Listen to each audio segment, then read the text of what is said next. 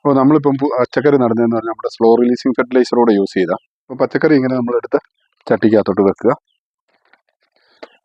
എന്നിട്ട്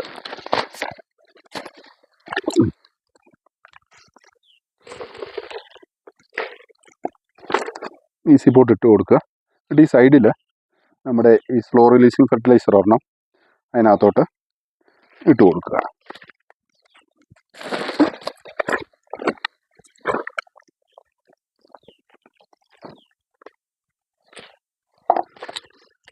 ഇപ്പം പച്ചക്കറിക്ക് നമ്മൾ വളം ചെയ്യാനായിട്ടോ അല്ലെങ്കിൽ എപ്പം വളം ചെയ്യണം എങ്ങനെ ചെയ്യണമെന്ന് ഓർത്ത് വിഷമിക്കേണ്ട.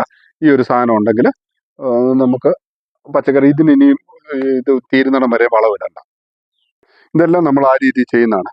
അത് ആ ഫ്ലോ റിലീസിങ് ഫെർട്ടിലൈസറോട് ഒരു സാഷ ഇട്ടങ്ങ് കൊടുക്കും.